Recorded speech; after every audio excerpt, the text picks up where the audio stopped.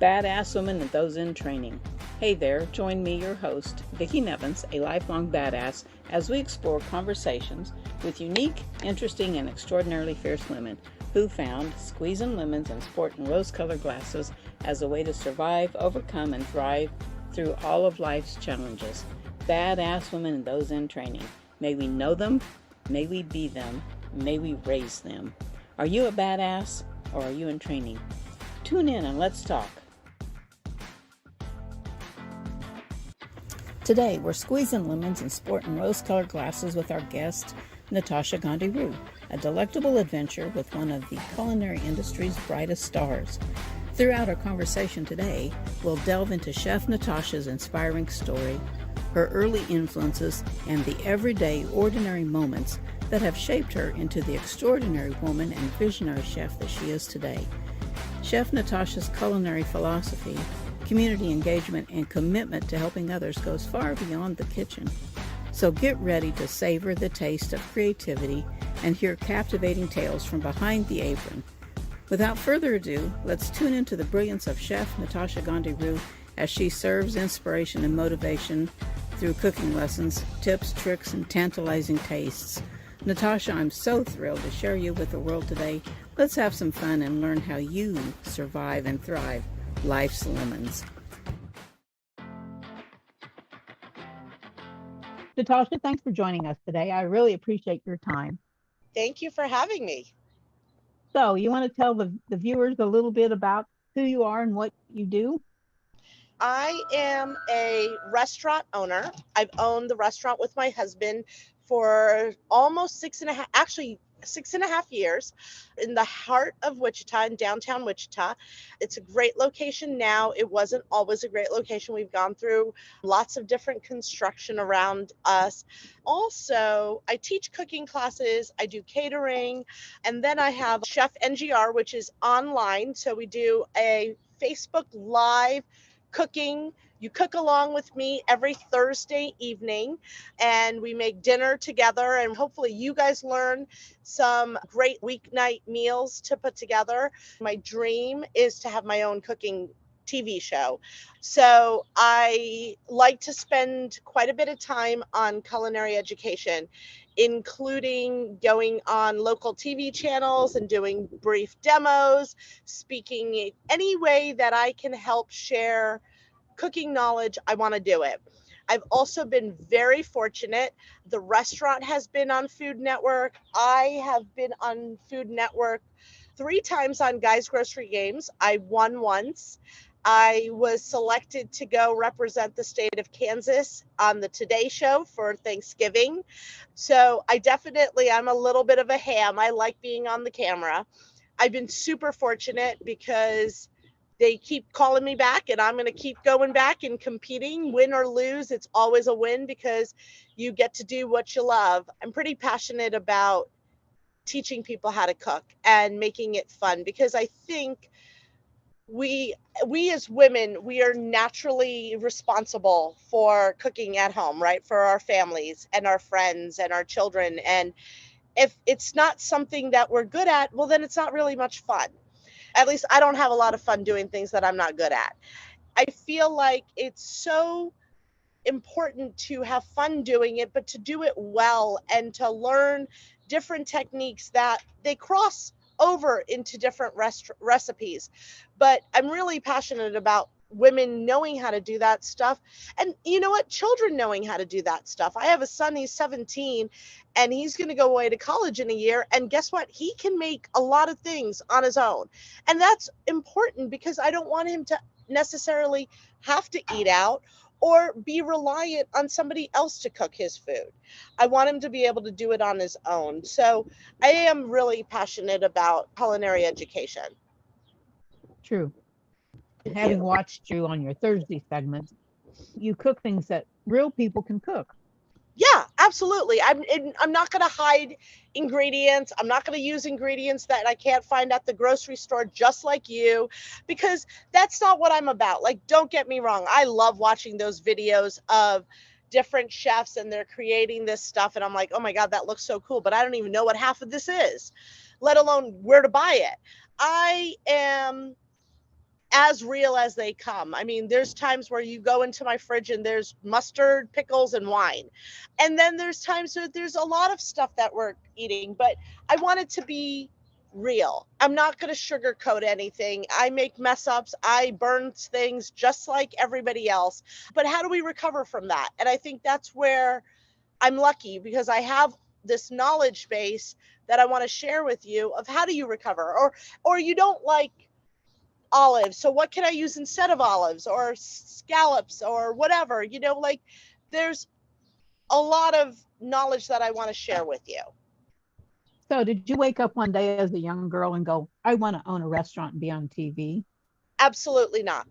What did you want to be when you were So I younger? wanted to be a lawyer. Actually, I went to college, I got into law school, and then I got a little derailed and fell in love and got married instead.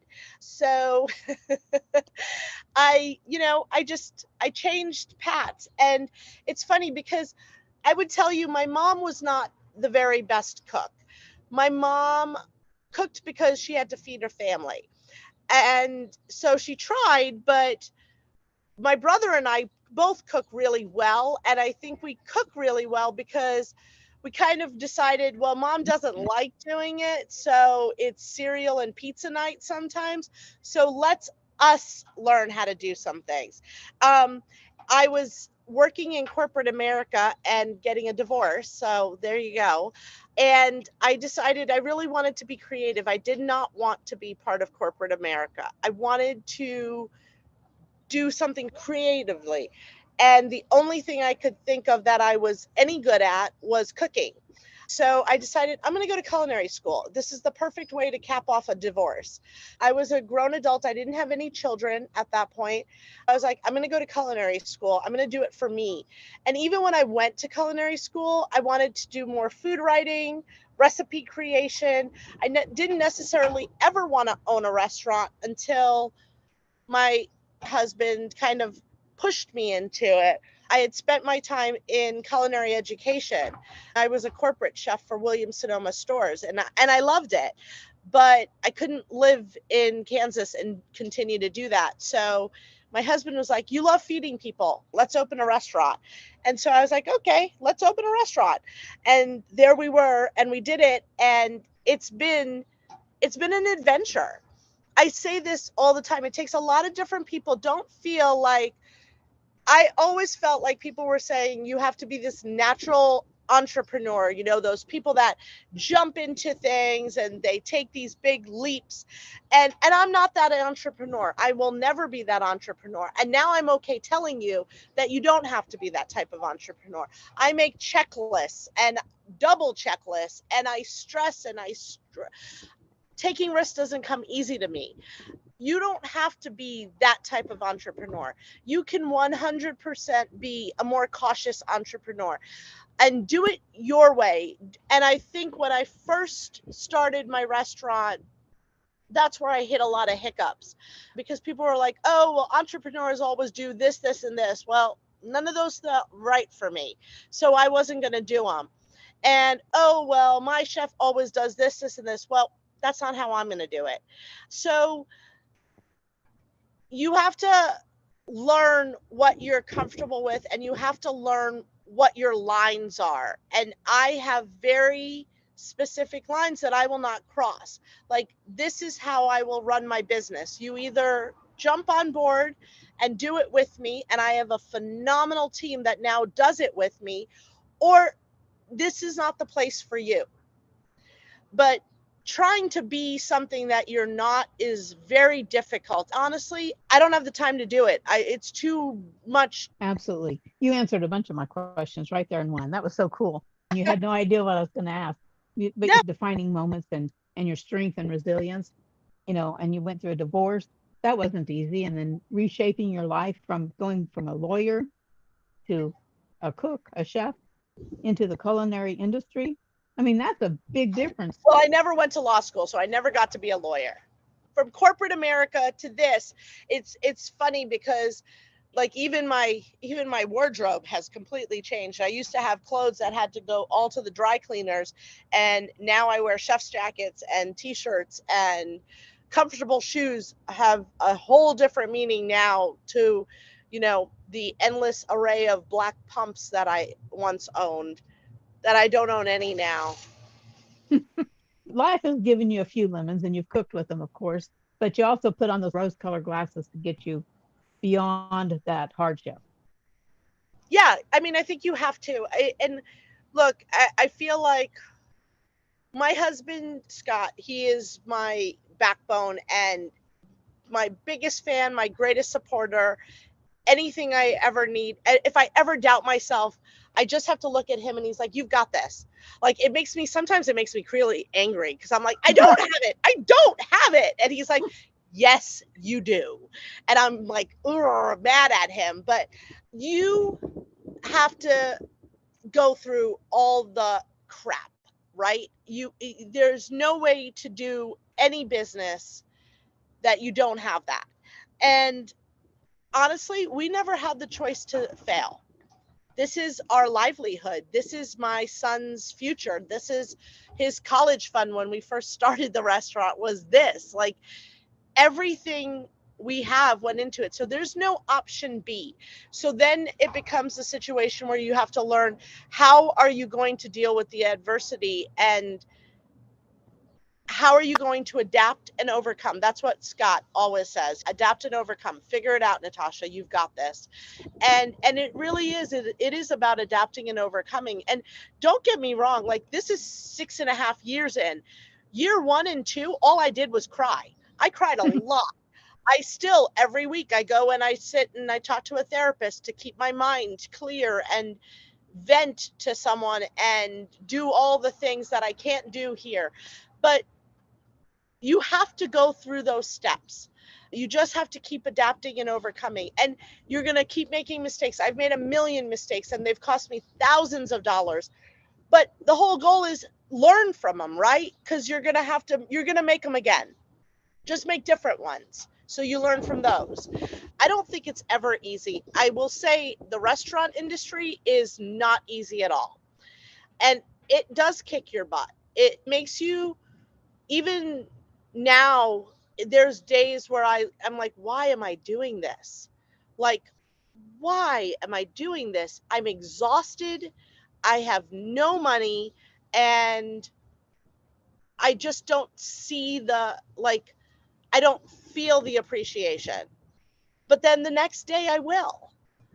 So it's just a matter of sometimes you got to keep those rose colored glasses on until you take a peek with them off and it looks okay.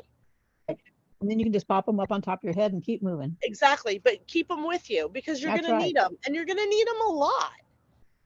And then you'll have people who will support you and they're your rose colored glasses too.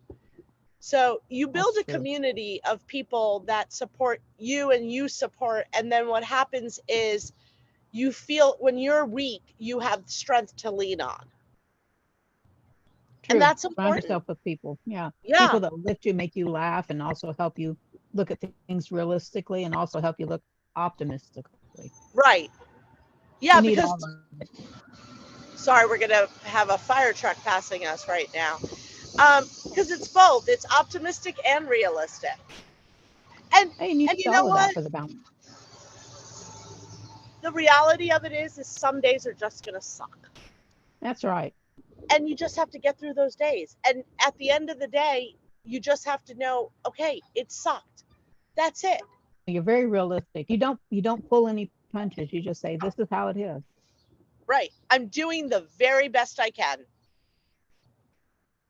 Let's see. Well, you answered several more of those questions. You're just making my job so easy. Well, thanks. What has been some of the biggest challenges you faced just this past year? Oh man. So actually I'll give you a very real one that just happened. The last 3 weeks have been really rough. So we have a large refrigerated table. It's an 8-foot table. It's called a make table. And ours went out. So that's our only refrigeration in our restaurant. So we lost about $1,000 worth of product. And then I had them come and fix it. Long story short, $5,000 later, I have a new make table. So that happened. 2 days after I ordered the make table, the compressor in my big walk-in went out. So that cost another $4,000. And then to top it off, once we got that fixed, my ice machine went out. And it's only I had a summer. whole theme going of refrigeration and cold that did not want to work with me. So I had 3 very expensive things happen at once, on top of losing someone, having a catering, losing product. So it was a lot. It was a lot. It was and it's very hard because everybody's looking at you and they're like, well, what do we do? Do we shut the restaurant down? Well, we can't just shut the restaurant down because we need the income, right? I need you guys all need jobs. We all need to work. So we had to kind of figure it out. And I have a great neighbor. We used part of their walk-in. We moved things to the front display case. Like, we made it work, but it was 2 weeks of just adapt, overcome, exhaustion. I was really, really tired, and I was emotionally spent because it's a lot of money right away. And then Absolutely. I was sitting and I was crying, and I didn't want an answer or a solution, which of course my husband was trying to provide him, and he gave me a big hug, and that was the best because I just needed that. And then I realized something, and there's where I put those rose-colored glasses on. If this had happened at year 2, we would have been done because I didn't have an extra $12,000 lying around. If it had happened in year 3, I don't know if we would have been able to do it. I would have had to get a loan or this or whatever. So, yes, is it bad that it happened? Nobody wants to. It's not. It's like replacing the roof on your house. You need to replace the roof, but nobody ever wants to replace the roof. It's not like buying a nice fancy couch or a new dining room set, right? It's something we never want to spend our money on, but it's something you need, and we have to have refrigeration. So the good news is that we were able to do it. That has been, it was hard. It was hard because I had to explain to a lot of my staff, like, look, I'm doing the best I can. I need you to work with me. And we're going to just get through it, but we have to stay positive. So that was, it was a lot. That's where your leadership and your decision making helped others become leaders through this Yeah. adversity. And it was like, we just have to do it. We have to figure it out, you know? Mm, And and I feel like so often people just want to quit. They want to just roll over and say, I'm done.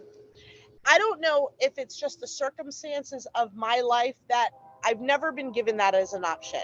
Like, there's different things and people will be like, oh my God, how did you do it? Well, there was no other option B.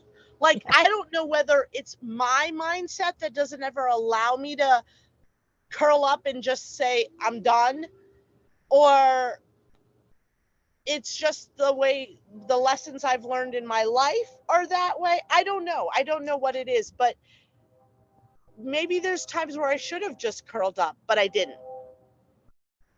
So, same. but yeah, so the last few weeks have been pretty rough. But, Wow. we're done. They're over. I have great refrigeration now. Good. My It is savings summer. account, but whatever. Yeah. You know, Well, that's only money. it's only money. What advice would you give another woman who's having a hard time coming out of their comfort zone and they're wanting to start a restaurant or a business? What advice would you give somebody who's wanting to emerge as a business owner? I will And tell you, if you're going to be an entrepreneur, get very used to being uncomfortable. Get very used to being uncomfortable because you will live in uncomfortable all the time and you will very rarely live in comfortable. Comfortable will be very fleeting. Uncomfortable is where you will grow. You will make your biggest and proudest accomplishments, and you will find things that you will become so passionate and addicted to because you did everything that was uncomfortable. When I first started competing for cooking shows, the first one I did was actually for the Wichita Orpheum. They have a chef famous person competition. I was so sick. I was literally vomiting. I was so nervous. I tried to cancel like 8 times for the event. And I went on there and I had the most fun. And I did so well. And I won, actually. Same thing when I went on Guys Grocery Games. Like, put yourself in those miserably uncomfortable situations and see what it turns up. It could turn up that that's not for me, but then you know. But it could also lead you to be like, oh my God, I love this. And I never thought of myself. Like, if you had ever asked me, like, are you a competitive person? I'd say no, because I'm not. Like, I always think Right. about it in terms of sports. I don't know anything about sports, but I am a competitive I'm person saying, and little I did you know. love to do it. And I love playing and I love winning and I even love losing. Isn't that funny? But I love the dance. Yes, And I never would have known that unless I had allowed myself to be miserably uncomfortable. And there's totally. also things that I've done that have been uncomfortable that now I know I don't ever want to do again. But I never would have known that unless I had tried. Right. So, in essence, if you won't know until you try, so try it. Yeah. And and there is not one right way or right answer for anything. So figure out your way, be willing to grow and get advice and learn from other people, but also know what you hold dear. Make those your boundaries.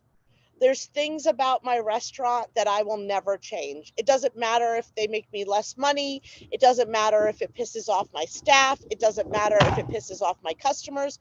These are things that I hold as this is my Guidance. line in the sand. I Mm-hmm. will not cross this line.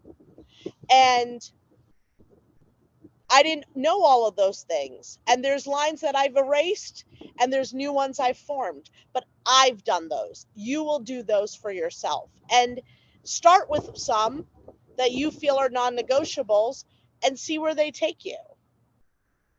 Do you have a moment sometime this past year, or you can go anywhere you want to with this one, but that you felt most proud of yourself and your achievement? Ooh, ooh, that's a hard one. You know, I always feel like I'm a work in progress. I don't feel like I don't ever feel like I'm at success. I always feel like I'm working towards success. So I I gave a speech at the chamber about 6 months ago, and they wanted me to talk about entrepreneurship and success, and I was like, I don't know if I have a story of success to share yet because I feel like I'm still building my story.